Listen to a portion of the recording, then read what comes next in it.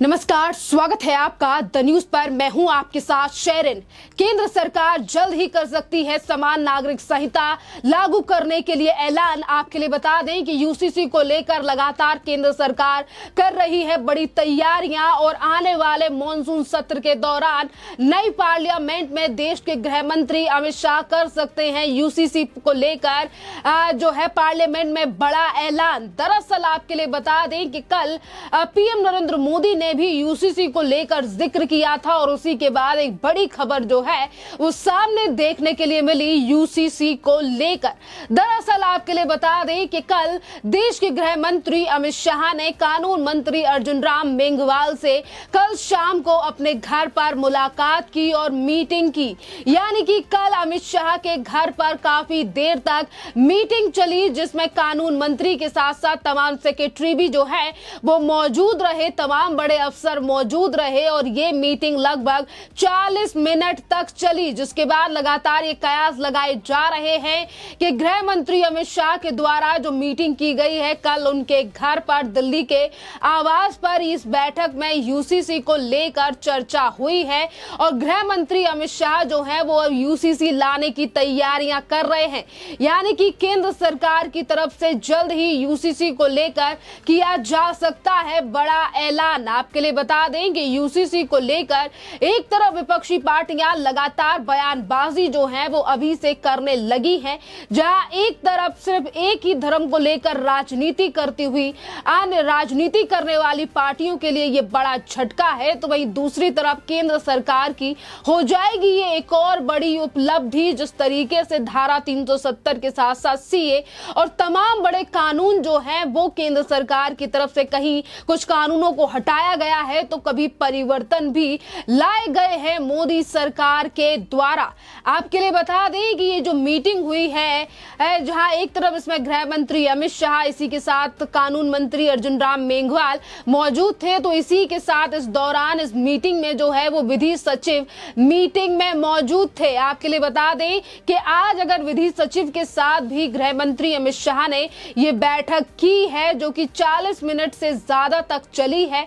तो आपके लिए बता दें कि कल देश के प्रधानमंत्री नरेंद्र मोदी के द्वारा यूसीसी का ऐलान करना, यूसीसी को लेकर तमाम बातें कहना, क्योंकि कल प्रधानमंत्री नरेंद्र मोदी ने भी कहा था कि जब एक कानून से घर नहीं चल सकता तो देश कैसे चलेगा। और सुप्रीम कोर्ट कई बार कह चुका है कि यूसीसी लेकर आओ और शायद अब केंद्र सरकार यूसीसी लाने के लिए जुट चुकी है, जिसकी तैयारियां कई सालों से चल रही थी। क्योंकि 2019 में जब सीए लेकर आई थी सरकार, उस समय पर भी देश के गृह मंत्री अमित शाह ने यूसीसी को लेकर जिक्र किया था और अब ऐसा लग रहा है तैयारियां पूरी हो चुकी हैं केंद्र सरकार की और इसीलिए हर मीटिंग से लेकर और संबोधन यानी कि कार्यक्रम में हमेशा यूसीसी का जिक्र किया जा रहा है केंद्र सरकार की तरफ से, चाहे फिर वो भोपाल में पीएम नरेंद्र मोदी का भाषण हो या फिर कल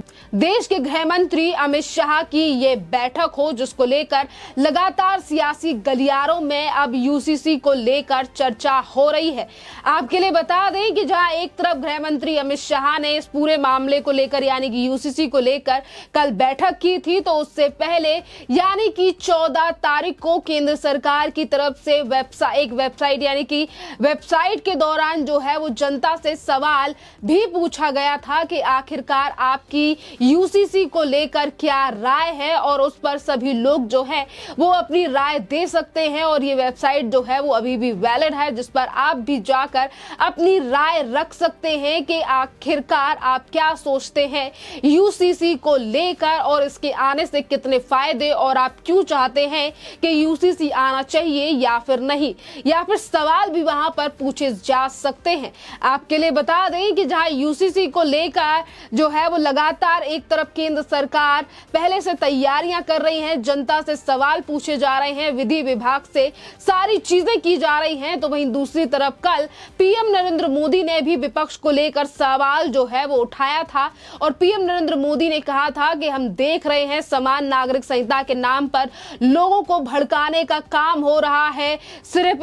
एक ही समाज को भड़काने का काम हो रहा है। और इसी के साथ पीएम नरेंद्र मोदी ने एक छोटा सा एग्जाम्पल देकर जो है वो भी लोगों को समझाने की कोशिश की और कहा कि जब एक कानून से घर नहीं चल सकता तो फिर देश कैसे चलेगा, फिर दोहरी व्यवस्था से कैसे देश चल पाएगा। हमें याद रखना चाहिए कि भारत के संविधान में भी भारत के नागरिकों का सम्मान अधिकार की बात कही गई है। इसी के साथ उन्होंने विपक्ष को लेकर भी निशाना साधा था और उन्होंने कहा था कि ये लोग हम पर आरोप लगाते हैं लेकिन हकीकत ये है कि वे मुसलमान करते हैं। अगर वे वास्तव में मुसलमानों के हित में काम करते रहे होते तो मुस्लिम परिवार शिक्षा और नौकरियों में इतना ज्यादा पीछे नहीं होता। आपके लिए बता दें कि जहां एक तरफ विधि आयोग के जो तमाम ऑफिसर्स वो अमित शाह से बैठक कर रहे हैं और वहीं दूसरी तरफ विधि आयोग ने जो है वो पहले ही सभी पक्षों से राय मांगी है यूसीसी को लेकर और इसीलिए पीएम नरेंद्र मोदी जो है उन्होंने भी कल विधि आयोग को लेकर जो है वो बात कही थी और उन्होंने भी इन्हीं बातों को दोहराया था जिनका जिक्र मैंने अभी कुछ देर पहले किया कि विधि आयोग ने 14 जून को एक सार्वजनिक नोटिस जारी किया था जिसमें 1 महीने के भीतर जो है देश के लोगों को राय रखनी है इस यूसीसी को लेकर। आपके लिए बता दें कि अभी तो सिर्फ ये तमाम चर्चाएं चल रही हैं और पीएम नरेंद्र मोदी की ये जो सरकार है वो जल्द ही यानी कि नई पार्लियामेंट में तो एक्शन ले ही सकती है या फिर एक ये बड़ा बिल यानी कि लाया जा सकता है पार्लियामेंट के अंदर यानी कि यूसीसी। तो उससे पहले हम बात कर लेते हैं कि आखिरकार अभी से जो चर्चाएं चल रही हैं और जो कल मीटिंग हुई है गृह मंत्री अमित शाह की कानून मंत्री से, उसके बाद कानून मंत्री जो है वो वापस मेघालय लौट गए थे, पर उससे पहले ये मीटिंग को लेकर जिस तरीके से चर्चाएं हो रही हैं इस पर आखिरकार देश की जनता की क्या राय है और अभी से लोग क्या सोच रहे हैं यूसीसी को लेकर, जिसका जिक्र केंद्र सरकार से लेकर प्रधानमंत्री नरेंद्र मोदी ने किया है विधि आयोग की वेबसाइट का। आपके लिए बता दें कि मिथिलेश सिंह नाम की जो यूजर हैं उन्होंने लिखा है कि गृह मंत्री अमित शाह कानून मंत्री अर्जुन राम मेघवाल से मुलाकात की है। ऐसा लग रहा है कि नई पार्लियामेंट में देश के कानून में इक्वलिटी के लिए यूसीसी का जिक्र केंद्र सरकार की तरफ से किया जा सकता है, तो जो कि एक अच्छी बात है। जिस तरीके से आज जनता जो है वो लगातार सपोर्ट करती हुई नजर आ रही है, क्योंकि अभी तक अगर बात करें कि जो भी कानून और बिल लाए गए हैं केंद्र सरकार की तरफ से उनमें ज्यादातर अगर किसी ने विरोध किया है तो वो कांग्रेस पार्टी सबसे पहले आगे आई है, चाहे फिर वो धारा 370 हो जो कश्मीर से 5